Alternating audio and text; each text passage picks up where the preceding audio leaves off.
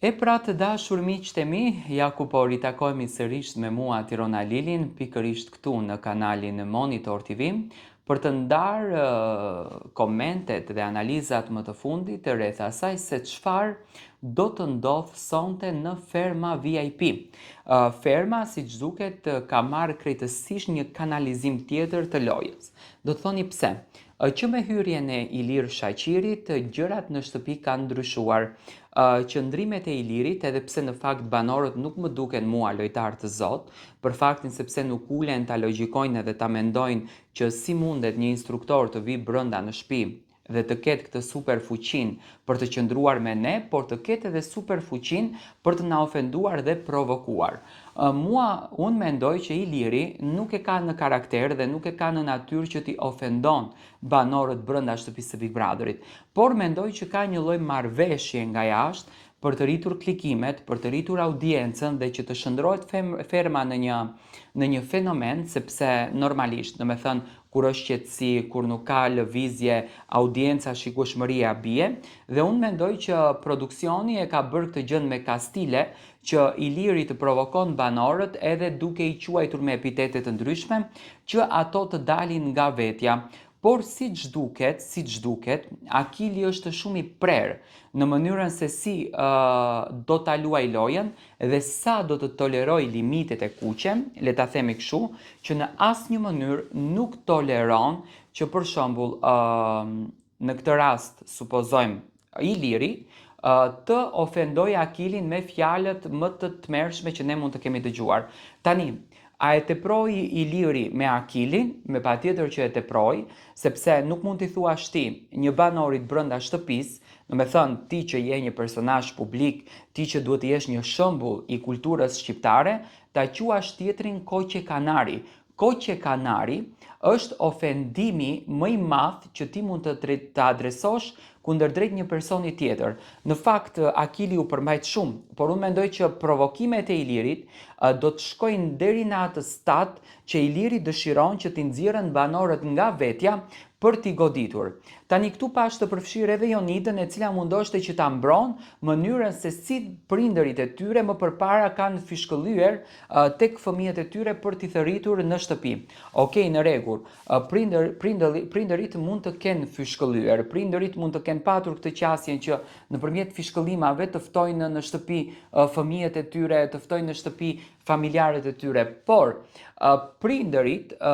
të ditës së sotme që Iliri për shembull është një prind edhe është në një shtëpi siç është ferma VIP, nuk duhet që këtë lloj kulture ta adresojë edhe brenda në shtëpi. Por unë nuk e shoh këtë një lloj kulture të Ilirit, unë e shoh këtë një mundësi që Iliri dëshiron domethënë të jetë në qendër të vëmendjes, dëshiron që të jetë i komentueshëm dhe dëshiron që të ndryshon rrjedhat në shtëpi sepse nuk ka shikime. Tani, çfarë do të ndodh? A do të ketë një zarf të zi, supozojmë, për fjalët të cilat janë thënë dhe a do të trajton apo çfarë dënimi do të merr sonte Iliri gjatë prajmit? Unë nuk e besoj që do të ketë një zarf të zi, sepse zakonisht zarfat e zi nuk kanë ekzistuar në ferma, apo dënimet nga agaj, nga që unë mendoj që dënimi duhet të ketë ardhur menjëherë pasi që Iliri ofendoi Akilin, por dhe Akili ja tha, nuk është se mbeti pa i thënë, por unë mendoj që duhet në këtë rast dhe në këtë stad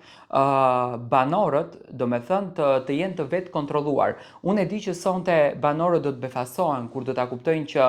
Iliri është si lojtar në atë lojë dhe Iliri do të ketë më shumë, do me thënë,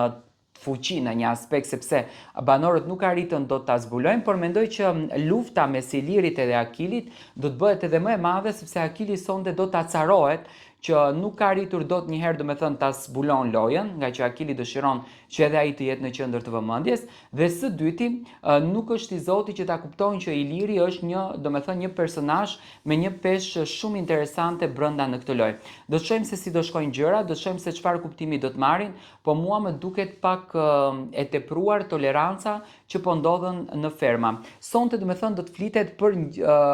hyrjen e Ilirit dhe që trazoi krejtësisht rrënjët e shtëpisë. Do të kenë sprova banorët, me patjetër që po, domethënë do të jenë të sprovuar nga agaj dhe mendoj që lufta më tashi do të ndahet në dy pole, nëse deri dje flisnin opinionistët që shtëpia është ndarë në dy pole nëpërmjet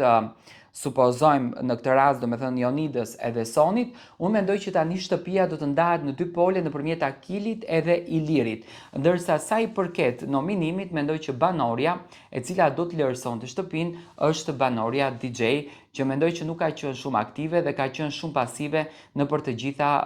dinamika që ka ndodhur brenda në shtëpi. Tani duke u krahasuar që ferma nuk është si Big Brother, do me thënë ferma është e bazuar në lojën e fermës, do me thënë tek kafshët dhe gjithçka tjetër, mendoj që nuk do të ketë shumë dinamika të zënkave, por është në pyetje 200.000 euro dhe 200.000 euro kuptohet nuk fitohen duke fjetur. Ka dhe një situatë që Lopa i ka marrë Sarës unazën, do me thënë sonte do të kuptojmë në qoftë se është një histori e vërtet, apo një histori e sajuar nga Sara për të krijuar një dinamik brenda në shtëpi dhe për të ngritur pikpyetjet e banorët se çfarë po ndodh, domethënë sepse ajo tha Lopa më ka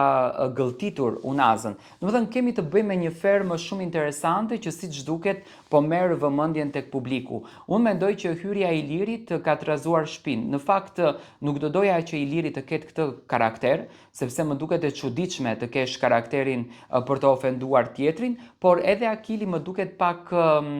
në kuptimin i shpejt në përgjigje, ndoshta nuk i mendon gjatë përgjigjet dhe kjo gjëja mendoj që do ta pezullon Akilin nga loja.